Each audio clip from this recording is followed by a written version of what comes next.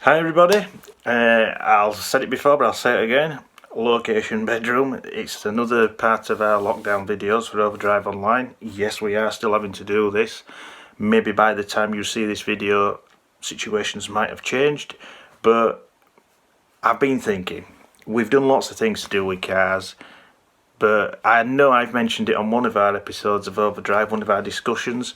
I believe that we've all mentioned as car history, and it's one thing we've all got. Be it be small or large, we've all got car history. And I thought, for your entertainment, that I'd just go through mine. Now basically I've had to do some little cheat sheets because if you include the cars which was technically Motability cars of my dad's, which I was named driver, if you add all them together with my own vehicles, basically I've had 21 cars. Yeah, 21. This may prove me wrong, I'm sure we're on 21. You see what I mean? Anyway, let's crack on, and I'll just glance at my sheet because I'm having to do this, but I do remember anyway. My first ever car, and this was helped by my own dad, bless him wherever he is, was a Vauxhall Nova 1 litre.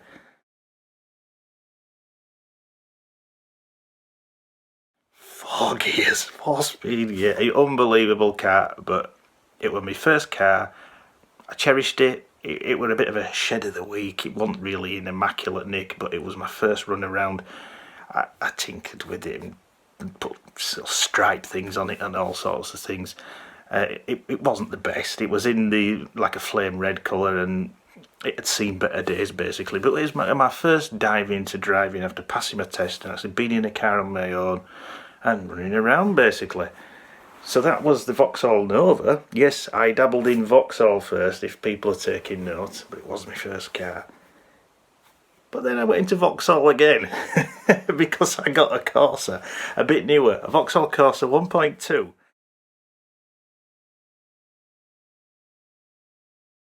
LS, I believe. Yes, it was, and it was a policeman, which was the keeper before it. It was actually in good nick, was the car. Its condition, it was in like a diamond white colour, but it was very basic as well, greyish trim, very cheap plastic, but at the time pretty good I guess. And obviously the bumpers on the outside grey, which over time discoloured very strangely, and the bit around the wheel arches discoloured again differently. It had wheel trims on it when I got it, but me being me, I got some big alloys on it, some actually pretty fancy ones, and it ran alright, it were good. It never actually missed a beat. I even had, if some people might remember these, I had a towed alarm fitted on it. And I traded that in for my very ever first brand new car. And it was the Rover 200.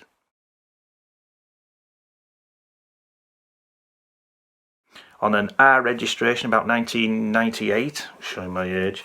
And it was a 1.4. And it was a lovely smooth ride. I wasn't just saying it was purely because it was my first new car and all the lot, but it was a nice car. It was only a 3-door, so it had the windows at the back which you could open out as a wing, and great, loved it, absolutely loved it. But my dad also had a Rover 400 and he was giving up driving, so what we did, between us both, we traded both cars in to get one. And we got a damn good deal, obviously as you would, 2 cars for one. But basically I then got my Fiesta Zetec S.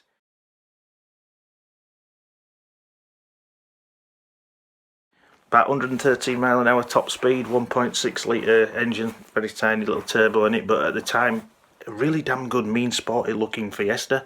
It was about 2001 I believe. It was on an X-Reg or something like that plate. Again in red. I don't know what they called the sort of red then, but it was a nice, I think it was radiant red. Nice little car, lovely set of alloys on it. It felt really low to ground, great little pocket rocket. Ran it like out. But then of course we needed something slightly bigger. My dad obviously struggled to get in and out of the Fiesta, so we went on, again we went back to Ford. This is where all the Ford started creeping in. And I got a Ford Focus, the Zetec model.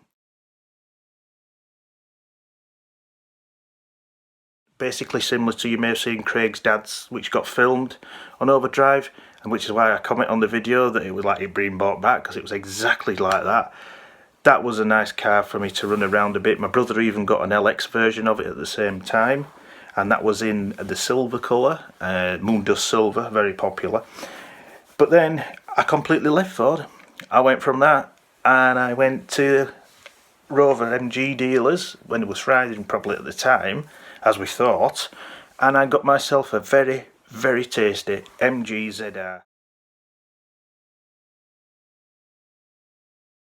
in the burgundy, like maroon colour. All the bells and whistles, beautiful. It was only the 1.4, but that K-Series engine, lovely revving engine. I shot that car around like out, cherished it until the sunroof leaked.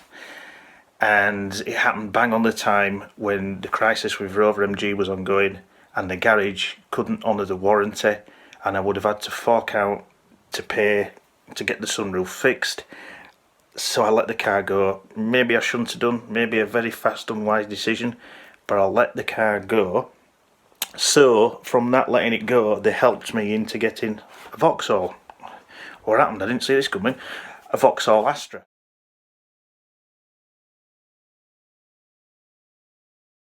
It was the new mark out, the new shape, the old bells and whistles, and you didn't see many on the roads. It was the sort of the coupe-ish version, and I got it in 3-door, and I got it in the silver, and I got a 1.4 SXI. Not bad, really liked it, actually did drive well. So well, I upgraded it to a black one of a 1.6 SXI.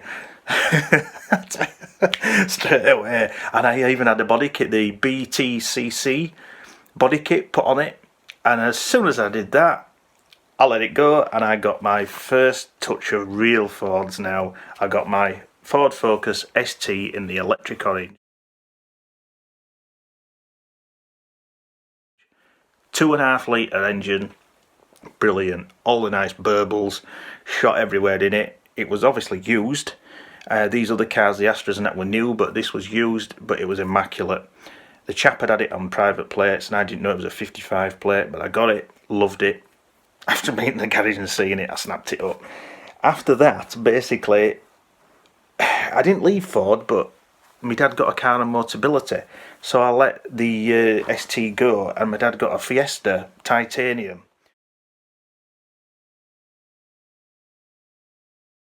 And it was when the Fiesta had gone into this new shape that was just introduced, roughly around on an 09 plate when they started. It was at Mark 7, we believe, at the start, and it was a Motability car in a very light metallic blue, titanium, bells and whistles.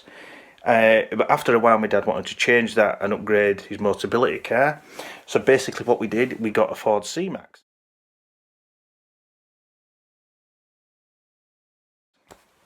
In the black, definitely, obviously, as it says, Ford C-Max. It's the Focus-based chassis underneath, but taller. Just felt like driving a Focus, to be honest. But I was always itching for that ST moment. So after a bit of debate and that, we sort of left Motability, and we went on, and I got my Focus ST again, but the facelift model.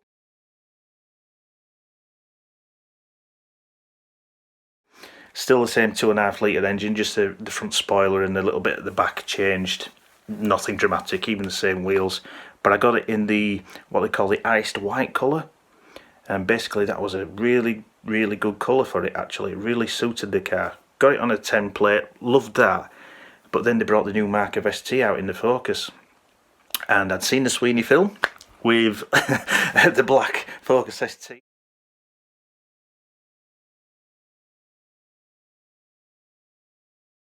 Even so, it wasn't actually out, and it was a Focus made to look like one, but we knew what it was all about. And I landed one. I landed in a proper Focus ST.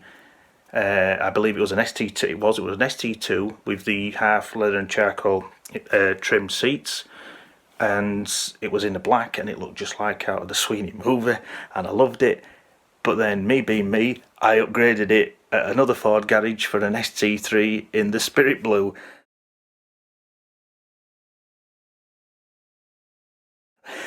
The Ford was really bashing at me now.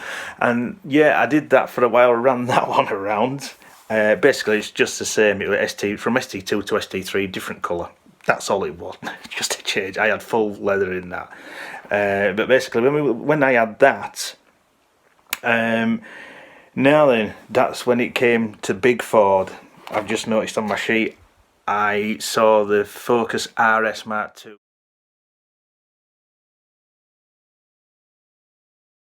Which I've explained before in other videos, how I saw it at a garage when I was taking my dad to see his old boss, bless him. Saw this RS, and that was it. Fell in love, traded my ST3 in for it, and that was it. It was the frozen white colour of the Focus RS. Brilliant car, 2.5 litre engine, but obviously bigger turbo.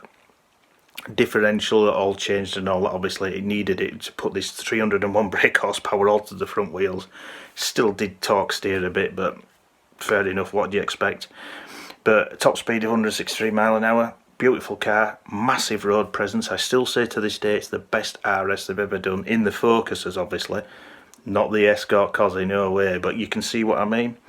If that car would have been all-wheel drive, it would have been a world beater. But anyway, from that, obviously, we had to move on. And we moved on back to Motability for my dad. And we got the new shape of C-Max. Again in the black, but it was just the new upgraded shape and new interior and things. Kept that for a while, but we went off Motability again. And I got, and this was a trial for me, but I did it. I got a 2 litre Ford Mondeo.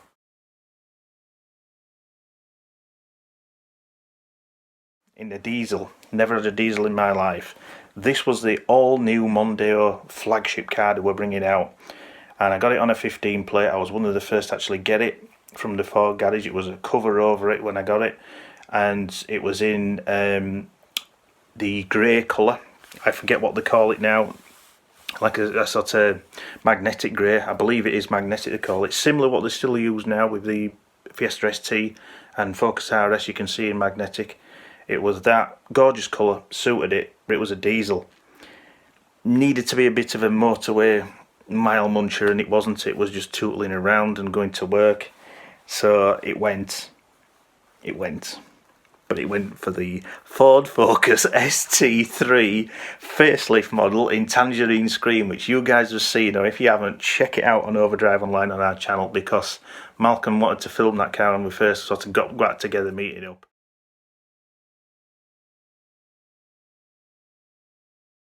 And you can see it on there. It was a brilliant car, absolutely brilliant.